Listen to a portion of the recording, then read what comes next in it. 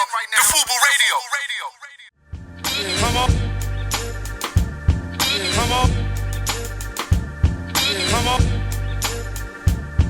Come on. Come on. Come on.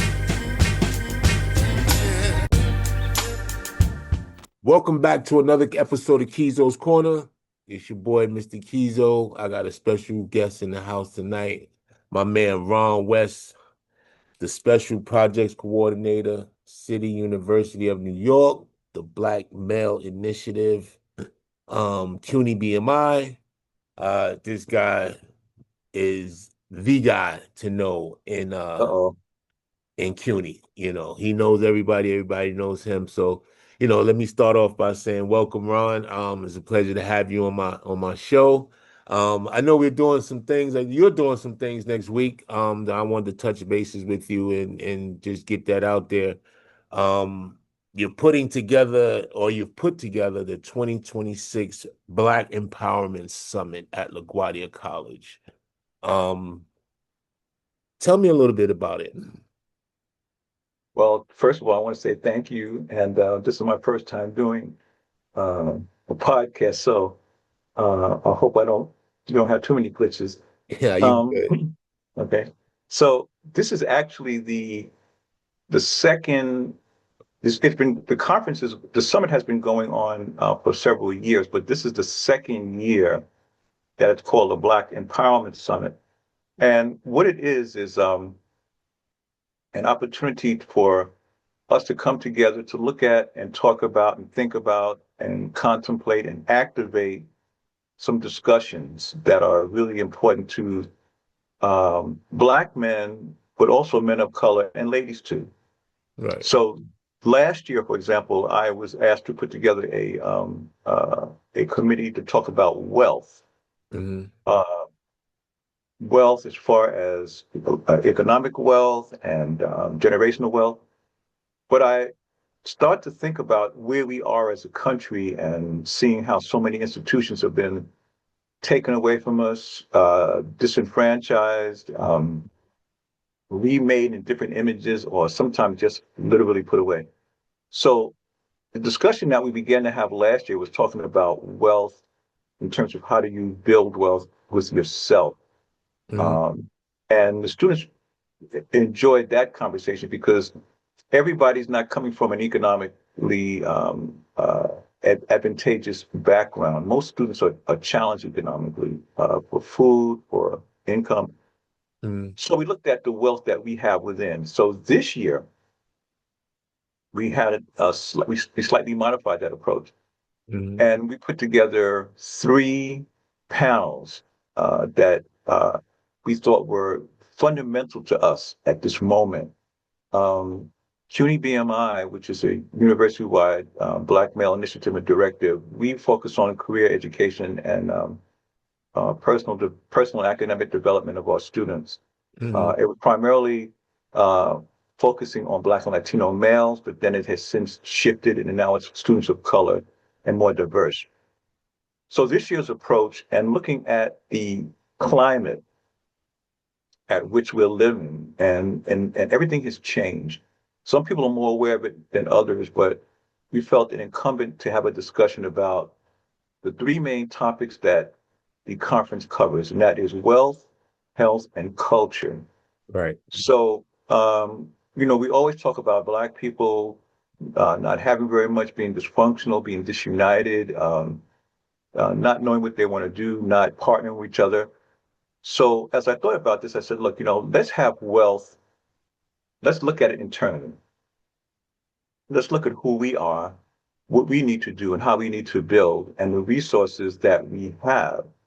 And most of us are aware that Black people in this country are the premier developers of all kinds of patents and gadgets that make little things that we do work.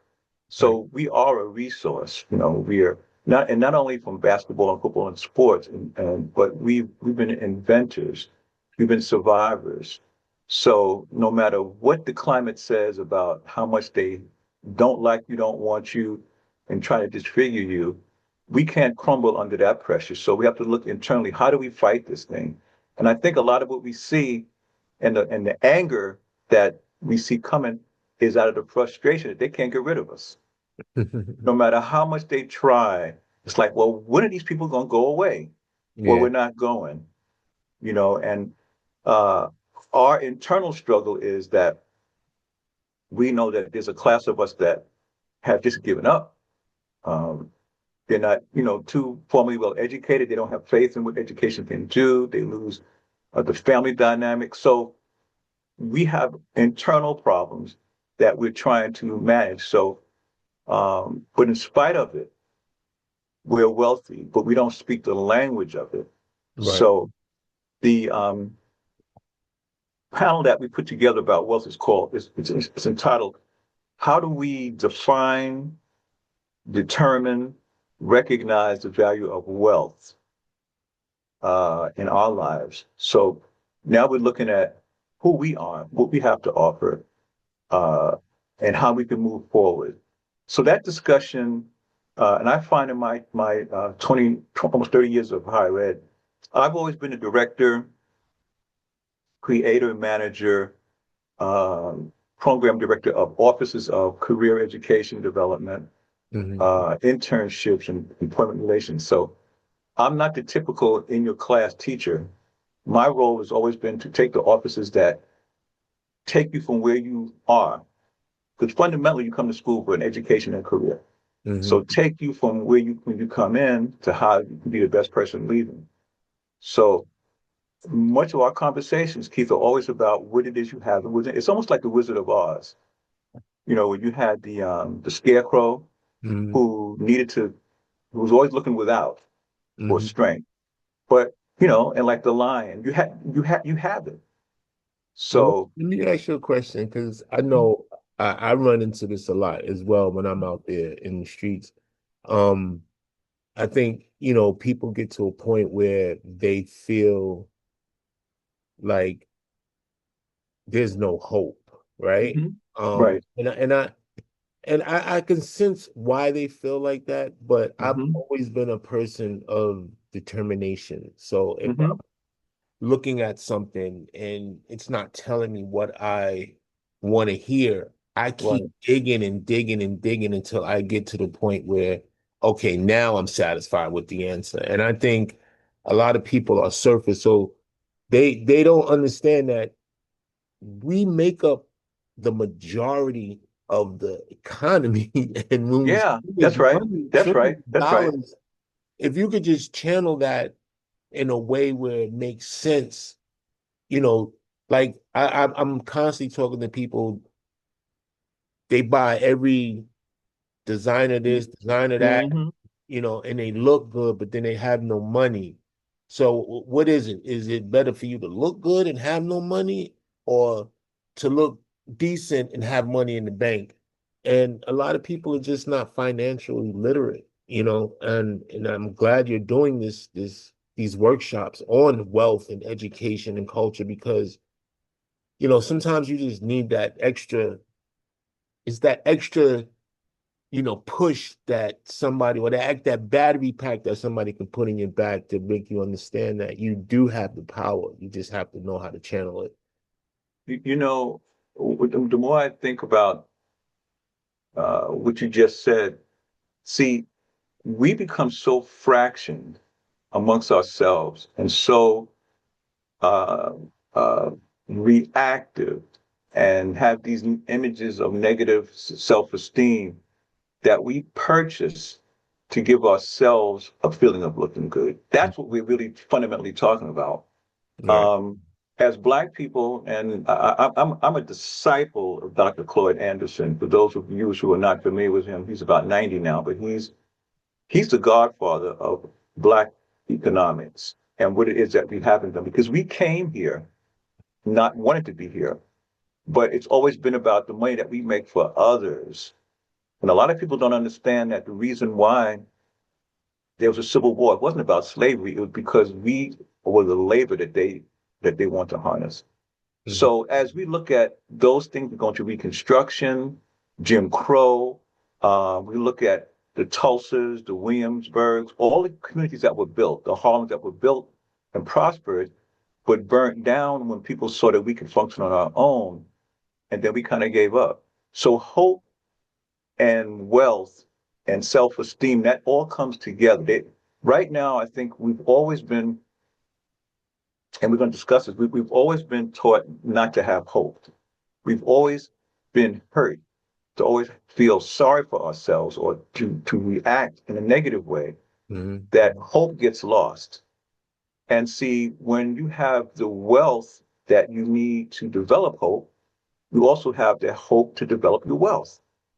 So wealth is human, it's material, it's economic, it's all those things. It's your hopes and your dreams. Hmm. A lot of what we do comes out of our dreams, you know. So this conversation, and we only have about 45 minutes. So with that being the case, we have three outstanding participants.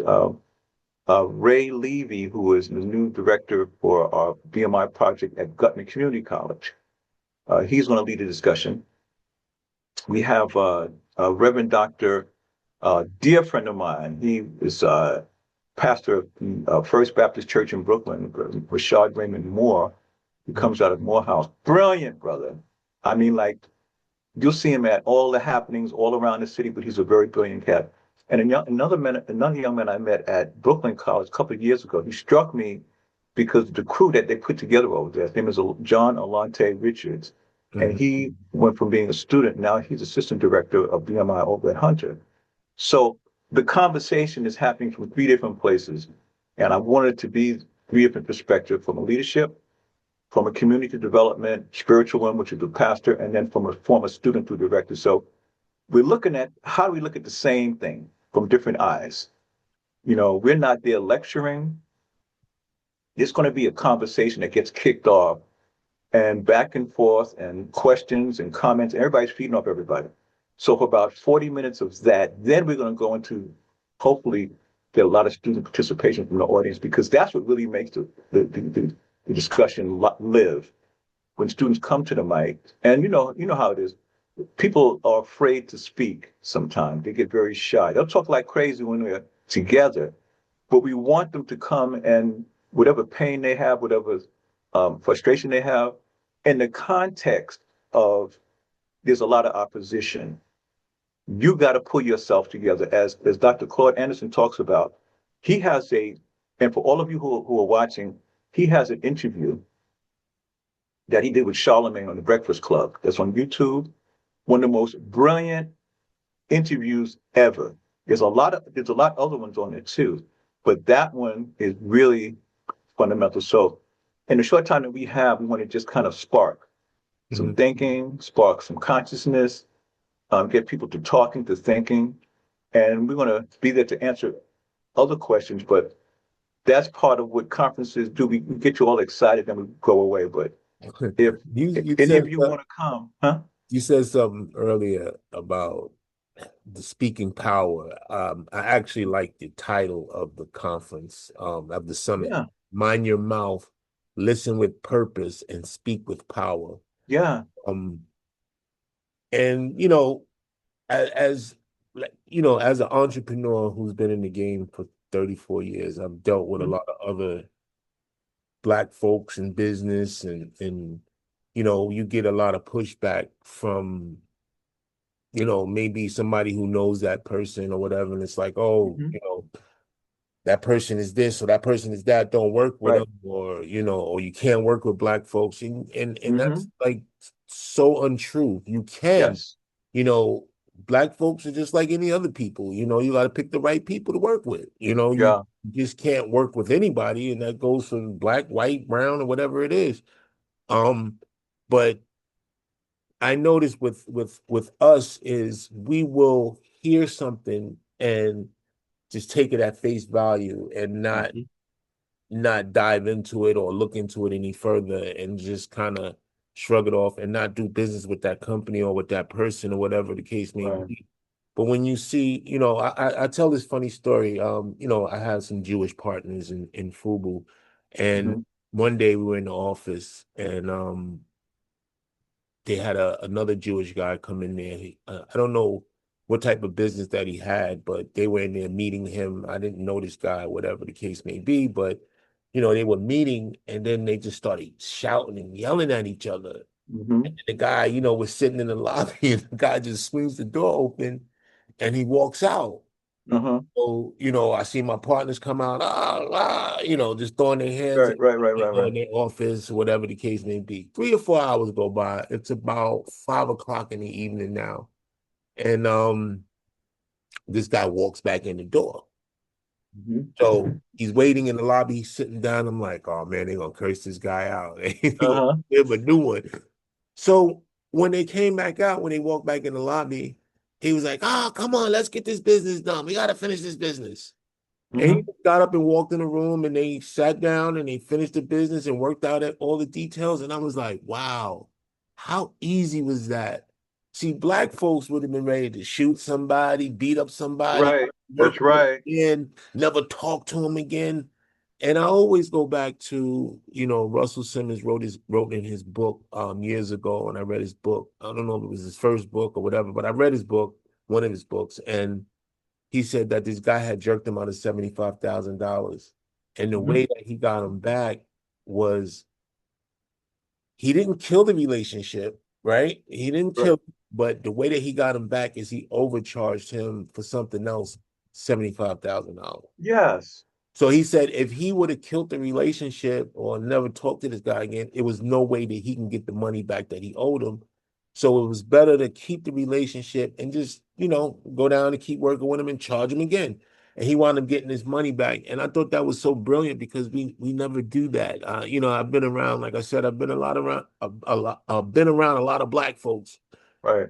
And once we get to a point, and I'm guilty of that as well, Yeah. but my guilt is 100% true. Like the people that screw me over, I'm definitely not working with them ever again.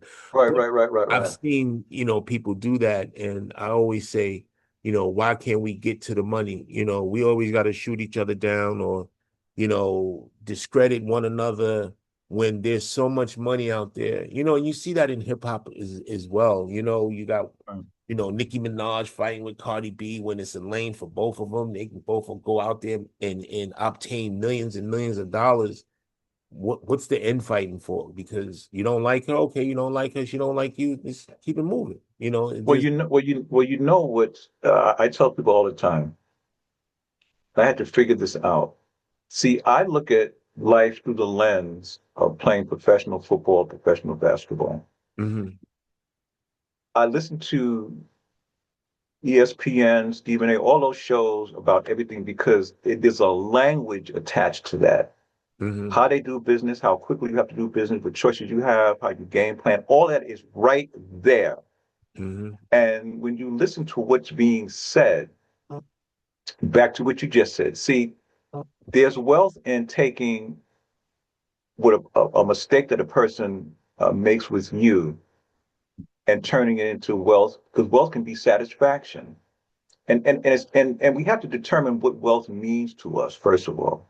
It right. can't always be a necklace or sneakers or a car. It can't be that. That's too easy to get us to react. hmm But forgiveness is wealth because when you take forgiveness and the power of it to you to your advantage, and if it becomes to your advantage, that's wealth. hmm When you can create a little bit more than you had before, that's wealth. So these discussions get big, and we're going to have another one. One of the things that I learned is that we have to have ongoing discussions about what it is that we do and how we do it, because we don't, as black people, we don't have very much. We spend a lot, but schools, hospitals, supermarkets, banks in our neighborhoods.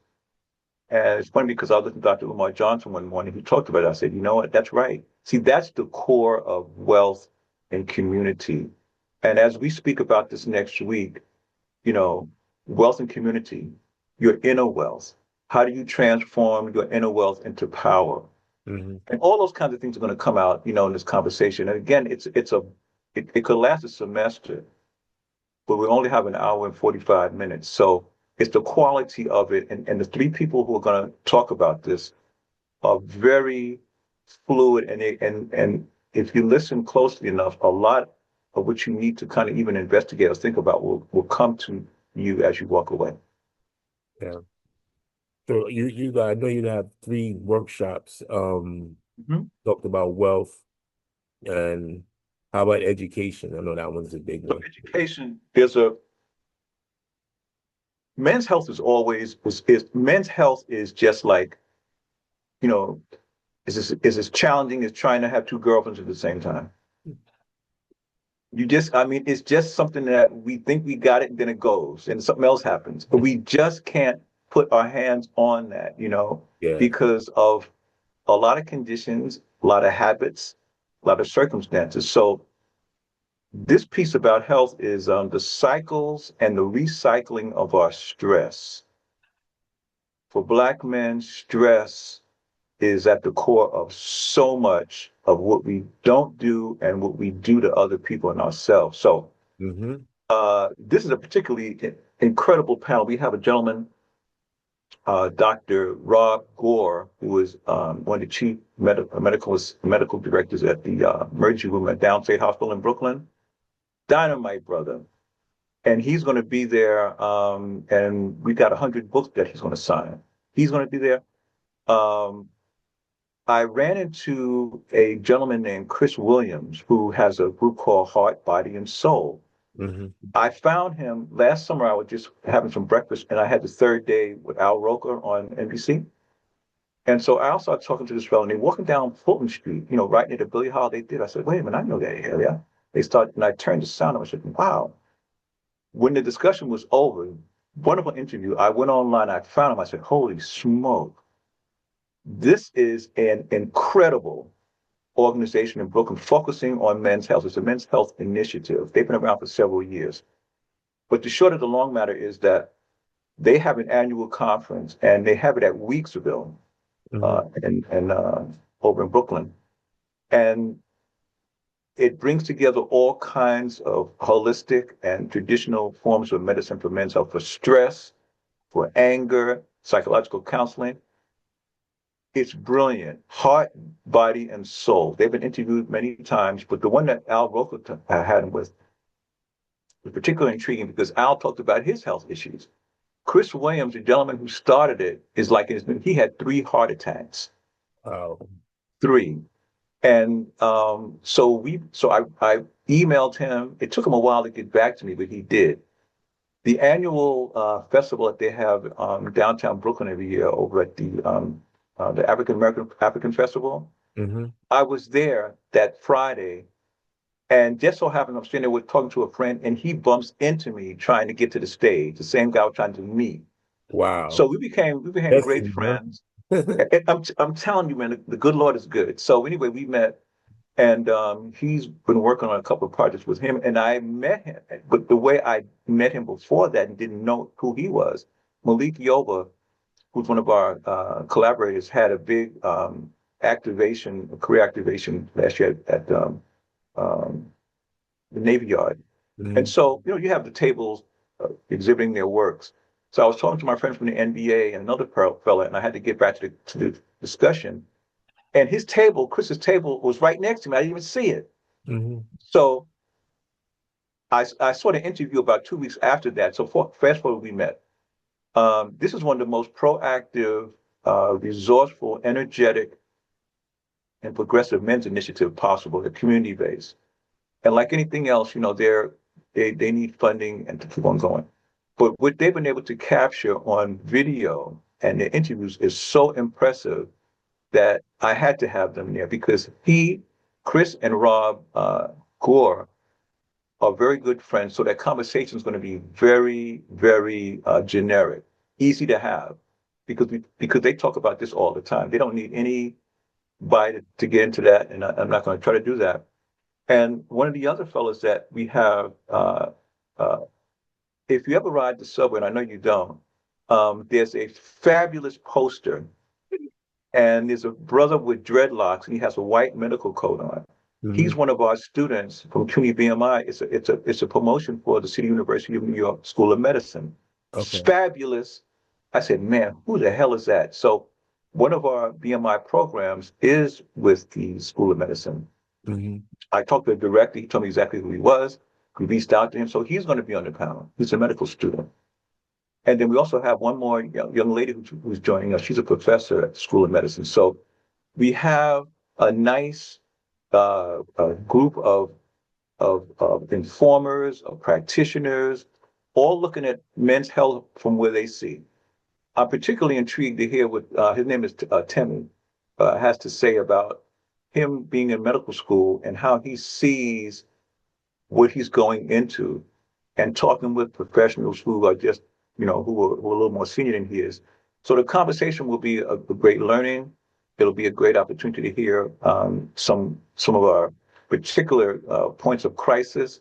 So as students hear about health and men's health and health for Black people and some of the things that are particular to us because we're people of African descent, is going to be very, very important. And then what's happening nationally, what's being cut back? What are the roadblocks? Hmm. The theme of this conference is really to get you to understand that moving forward, it's not going to be like it was before. You got to be a lot more acute. You got to be a lot more focused. You got to have what I call a game plan because we're just not welcome. Hmm. And when you know you're not welcome, there's another way that you can do what you have to do. So that's the way we have to function. With dignity, of course, and purpose, but the power that we have is what fears what makes them afraid. So as you're looking at services to the medical communities and you see how they've been cutting back across the board every day, they're taking away something that's there to help people, Black and white. So Yeah. we're going to have that discussion too. Yeah. Because when you're young, you don't really think about your health like that. Because I Right. know, I was having a discussion the other day and talking about diabetes.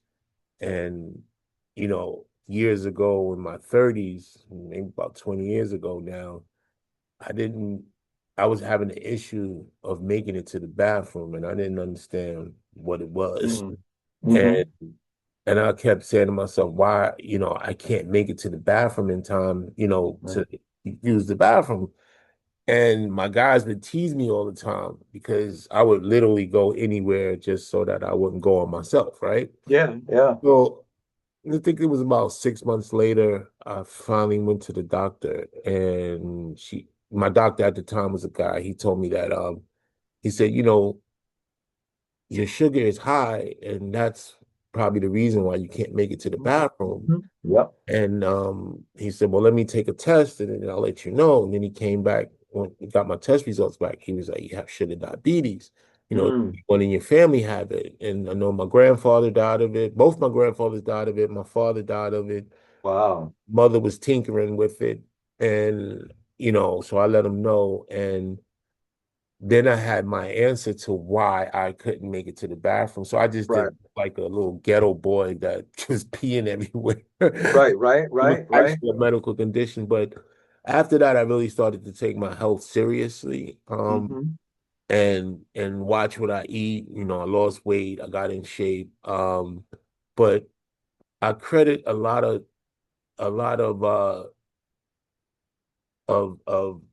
I credit Charlemagne the God for Yeah. actually talking about mental health because mental health we rarely talk about. And, as Black men, we don't even, want to sit down and talk to anybody or tell anybody what we got going on because we're supposed to be these strong Black men and we're supposed Right. to get Right. over This. and not Right. cry and all of that. Right. So I always had that type of mindset. But, listening over the years and hearing Charlemagne talk about, men's mental health and how, we need to open up and, because back in 2010, I was going through depression and I didn't even know I was going through depression. Right. And most people don't. That's Yeah, right.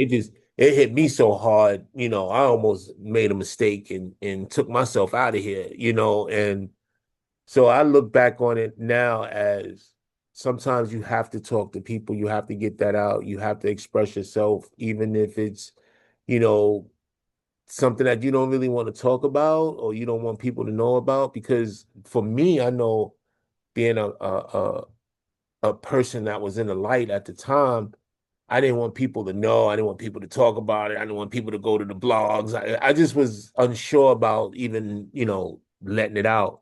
Yeah. And it almost cost me my life keeping it bottled up. So these days, like I said, I credit Charlemagne because he made it seem cool to want to talk it out and want to get it and sit with a therapist and have those discussions and and not keep everything bottled up. So it's great that you're having this workshop because, there's a lot of people who feel the same way I do, who don't necessarily would wanted to go to a therapist, or now they want to go to a therapist, but they just, trying to figure out the right therapist to go to so that they can get the proper results.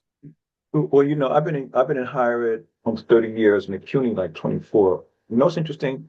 When I was at Berman High Community College for 10 years, we had probably the most outstanding office in the whole school in terms of activity and what we did. And I always made it a point to bring people to us. I was always bringing guests and people that you see in the news. I mean, like I call them up, ask them, see them if I'm hanging out and I got a card in my with my jeans on. I got a card. I'm always doing it. Hmm. But the thing I really found that really shocked me, two things. I would come in every day. When you come in BMCC, you come in the main lobby. Then before you go upstairs, there's a big, cafeteria. Hmm. So people come, hey, Mr. West, how you doing? People, the same people sit in the same place every day. Hmm. Same people. They're there from like 7 o'clock in the morning until 10 o'clock at night because they don't want to go home. It all started to be revealed to me. Students would come into my office, they always want to talk because sit down, they wanted to talk. Nobody was listening to them. And they tell you everything. The food insecurity. Watch how students eat. They eat a lot of lasagna and starch and pizza because it's cheap and it fills them up. Hmm. They can't go home because they have little kids home. They can't study. They stay with their friends. But Hmm. the biggest piece is that um, the counseling in our school, man, was off the chain. We had a couple of attempted suicides, all that stuff was right under us. We didn't even know it. Yeah. Then how women were feeling because they were getting rejected in the relationship with the guys. Hmm. But the fact that people will open up to you because the shame that's attached to it. Now, our office was very robust. We did a lot of getting a lot of part-time work for kids. Hmm. Had a lot of good connections. Something started to happen. The kids would come, whether it was for the summer or for Christmas, they'd hire all these kids, and then all of a sudden they would tell me that, we can't take them because they didn't pass. They got their background checks. Background checks. Background checks, man. They got right to the door. Work was going to start next week. And these kids needed that, that the four or $500. And see, they would never tell me. I said, look, guys, wait a minute. Because I would react to it however I had to react to them. I said, look, guys, please, you have to let me know. They want students. They love what we give them, but in order for me to help you, you have to let me know. And then they start to tell it. Then there was like a little indicator that we had on the application because see, I said, guys, look, if you tell me, I can talk to them, but you can't just be ashamed of it and nobody's going to stop it because they are. So to your point, the shame that we carry, that we can't articulate, that we're afraid to articulate, the embarrassment Hmm. in comparison to who has and the have-nots, and you realize you have nothing, and people are making fun of you is catastrophic. And that's part of who we are in America because the conditions that we are fighting to get our heads above are all geared at looking at, how much can you handle? Who am I? What does my self-esteem look like? How many girls do I have? How many pair of sneakers do I have? All those kinds of things. And if you don't have it, you go into what you think is some sort of depression. So we're going to address that. Just if only to remind students to talk about it a little bit because it's so big. Listen, you saw what happened in Shreveport, Louisiana 2 days ago. Yeah. That man killing ate those kids. Sad. Kids I in was it. talking to Dr. Jeff Gardia, who's our resident psychologist. That was depression. Hmm. That was depression. And even the policeman said, you know what? How could I have known? The police was sad to even see that. So Yeah, Again, I heard about it. I was like, what's going and on? the guy was only about 35 years old, young dude.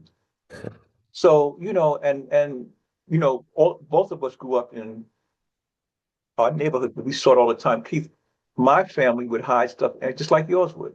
Yeah. Aunts and uncles wouldn't tell stuff. My grandmother wouldn't tell me about her life until she was in her upper 70s, early 80s. Yeah. That's when I started. Because when I asked her prior to that, it was stay out of grown folk business. See, there you go. Don't Right, ask me, right. don't ask me about none of that. That ain't none of your business. And I'm like, but I just want to know. Stop asking me. And back then you couldn't You question your couldn't. grandmother, That's it. So she told you what it was, and that was it. Prostate cancer. I have friends who play professional football that I went to school with and guys that I know now. Sticking a finger up their butt. What? But when they get the diagnosis, they got third stage cancer, it's over. But all it would have taken was a test. But the fact that they associate that finger with sexuality, they can't get past that. And And then, I found out that you can test it without doing oh, what now it's different. Yeah, yeah. yeah, now it's different. The PSAs, but so how we are able to kind of get maybe in our conversation a little bit more of a clarity about um, stress and what it means when we see it.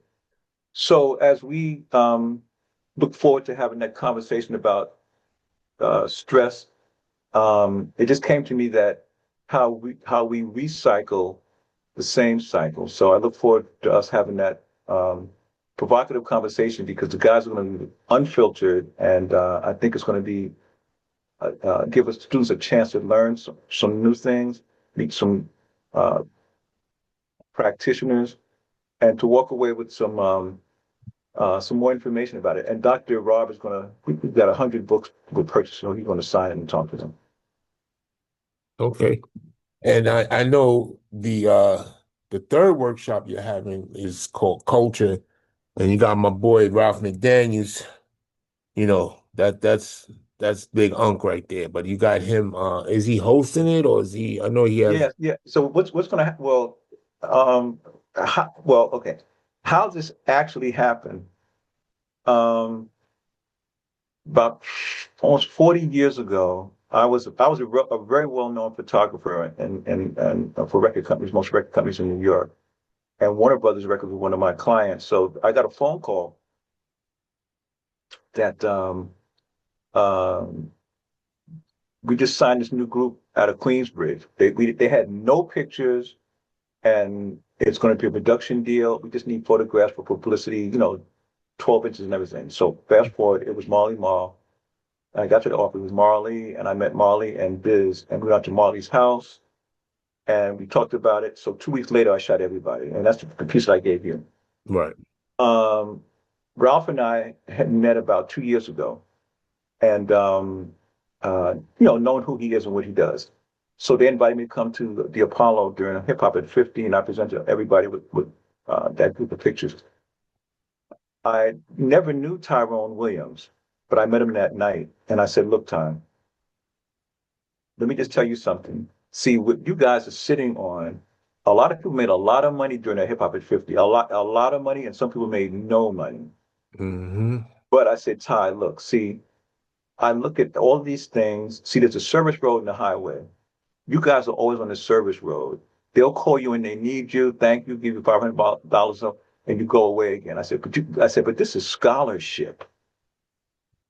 This is far more important than you guys could ever realize how important this stuff is. So I talked to him and I said, look, we're going to get you into CUNY and BMI is the way it's going to happen. So the first project I did with Ralph was last year. I Hmm. taped Ty and Ralph at BMCC Black Music Month. That was the last time. I came to that one. Yep.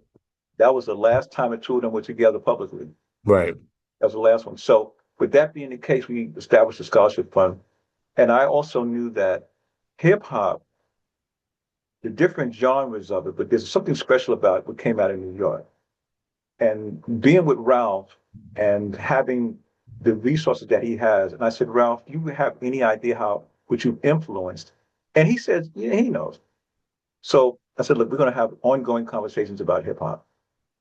That's how important it is. Students need to understand how legitimate and how real this whole process was. So this topic, and again, it's a big piece. And I Hmm. said the way we might approach this initially is that maybe borough by borough, because each borough claims its own. So Ralph is Queens, I'm Queens. I said, LaGuardia Community College is Queens, about a mile and a half from Queensbridge, Ralph into LaGuardia. So we're going to look at hip hop from Hollis to Queensbridge. Okay. And so that's how the discussion came up, just taking a chunk of it. Hmm. And so Dr. Bob Lee from BLS is going to be there. And because I asked Ralph, I said, what about a female presence? What about Roxanne? He had not, we can't do her right now. She's not going to be available. So Hmm. he had this young lady named Kaya Baby, Yeah, I who's know out. Kaya, baby. Yeah, So she got the music scene in Queens on fire right now. right. So he said, Ron, can we bring? I said, sure. It'd be great to have a generational difference and young lady. And then we have, since he's no longer with us, we're going to have representing Murder Inc. We have Chris Gotti. Okay. So what's going to happen is that I said, you know what, this will be a great way to end this thing because now we can kind of let it hang out a little loose. We can have some music. So what we're going to do is that we're going to open it. We're going to have big screen and we're going to show the trailer intro, with the Houdini music from Video Music Box. We're going Okay. to have those two trailers. Uh, we have an interview with Herb Gotti speaking about himself and Murder Inc. and his family should find. And what Kaya Baby was interesting about her is that she's got this killer video about the New York Knicks. Have you Hmm. ever seen that? Yeah. I said, what timing, right in the middle of the playoffs. Yeah. And so we're going to show that. So when students come in, we're going to have all that music happening, all those visuals going on. And Right. then we're going to introduce them. But this is particularly intriguing to me because students have now, this is so generational. I mean, we're like OGs, but for them to know how close they are to where a lot of this started, Hmm. what came out of Queens, and just the fact that, these are, they're not the pioneer. To me, they're the innovators Hmm. because, when you look at, and you know very well what came out of Queens, even if we're talking about the ones that we just know, that's enough. But to have Ralph talk about and lead a discussion, he doesn't really need much from me at all because Ralph will sit down and all of a sudden you're talking. Yeah. And Bob and he said, uh, I said, Ralph, you need one more person. I said, who do you recommend? He said, Dr. Bob Lee. And see, I've known Bob for years. Hmm. And remembered, I said, you're right. He's from Queensbridge. Yeah. So he's like a legend. So I said, Ralph, whoever you want. So that conversation is going to take off. Yeah. No, that's going to be a dope conversation. And that young lady's on fire, man. I said, whoa. So it'll be good because she's younger and she's spitting it all over the place. And that New York, I'm telling you, when you get a chance to look at it, if you haven't seen it, that New York Nick promotion is great. So we look forward to that. And so that's a good way to wrap it up and make it a little bit lighter. So it's not going to be doomy and gloomy the whole time, but it's going to be the conversation is going to be upbeat, all Right. three of them. But this one's going to be, I think, kind of real, kind of smoking. But that's what we're going to be doing. And then you got a keynote by the Queensborough president, Donovan. Queensboro President's going to be there because he's real cool. Donovan's really Yeah, nice, that's no man. guy. I Yeah, just saw him at a event at his office. Actually, I went to his office for an event about a month ago for basketball coach Ron DeClario got he has the record for the winningest coach in New he's York. from Cardozo, right? Yeah, Cardozo. Yep. Yeah, yeah, yeah. Because my neighbor Roy Al Ivy is one of his people. But just gave me an idea. I need to send this over to Natasha Williams' office. Hmm. Who's a district council. She's very, very active with us, so she might need to know that we're doing this. But so we hope that as we end the semester, we're going to be doing more things like this. Next semester, when we have our conference at Brooklyn College, I already spoke to Ralph about doing a very similar piece, a little bit larger, focusing on the guys that come out of Brooklyn. Hmm. And then I'm now working on BSC, which is Brooklyn Sports and Entertainment. They that company owns the Nets and the Liberty, to bring them in to sponsor our workshop focusing on off the field careers in sports. So making it inclusive, history, we work with high schools too, and we just want to be able to kind of like keep a positive message going. So these workshops you're going to see again a little bit larger and maybe some different people, but the themes are not going to change that very much. Yeah, no, this is a great thing you're doing, man. We've been around each other a lot, and we've spoken on numerous occasions about some of your plans that you had, and you always have great ideas and bringing people together and trying to push the narrative forward. So this is like right in that lane. So, I actually have to take care of something next week. So I planned on being there, but something came up where I'm not going to be able to be there. But um, I definitely want to wish you, nothing but success. This is, like I said, this is great for our culture. I'm glad to see someone is staying on top of it and just making sure that we have what we need, and then also giving back to the students and giving them the knowledge that they need to push forward and to get this education and this knowledge from these icons that you're gonna have at the Well, I yeah, think summit. I'm almost positive we're going to tape this because it's going to be in a small theater. So to tape it will be relatively easy. So if it's taped, they'll probably post it, the whole thing, Okay. so you'll see it. Okay. Uh, but lastly, for those who are in your audience, who may be parents or have children on their way up, CUNY is really a good place to bring Mhm. students. We really try to represent the community, um, educate the young people. And it's not about going to a big school. It's about going to a school that really kind of is more hands-on. Right. And we know what we're looking at, and we try to address it. So that's why you see so many people around us. I call it the People's University, man. I mean, that's just what it is. So Mhm. to have people come to us, we're just getting started with some other ideas.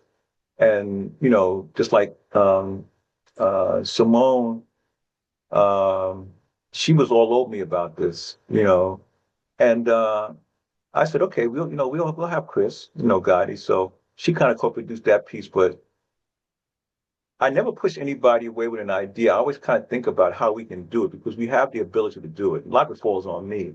Mhm. So when things come, and I'm hoping that we can collaborate on something, we need to talk too for the fall, that it represents, who we are. So that's kind of what Penny BMI is about.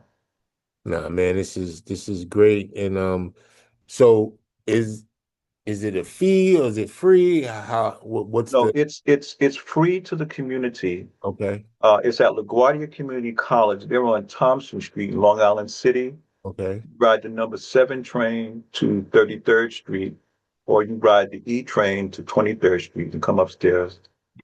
And it starts at 10 o'clock. We have a keynote speakers in the morning. And the first workshop, I believe it starts at 12:30, but it's open to the public. okay. There's no registration. It's at LaGuardia Community College on Thompson Street, Long Island City. And this is Um, April 29th. it's next Thursday, April the 29th. Okay. I'm sorry, next Wednesday, April 29th. And it's from 11 to 4. So if I know it's during the day, and sometimes that's a little challenging. But if anybody wants to come, they can come and bring some friends. It's fine. Okay. Well, Ron, Mr. West, Dr. West, Whatever. I appreciate you, man. Thank Okay. you for coming on Mr. Kizo's Corner and breaking it down with me. And I wish you nothing but success on your new well, not your new, but on this year's summit. Well, we have some other things that are coming, and if we can kind of do this again, we should. Okay. Nah, You know, we we will. should, We will. yeah, and Anytime. we should talk more about this. Yes. Yeah, anytime you want to come on, man, and let us know what you got going on, you're always welcome. Okay. Thank you so much, man. You've always been a good ally, man. Great ally. All right, man. Listen, another episode of Kizo's Corner in the Can with my man, Dr. West. Thank you, man. Appreciate Okay. you. See you soon. One love, man. One love. All right.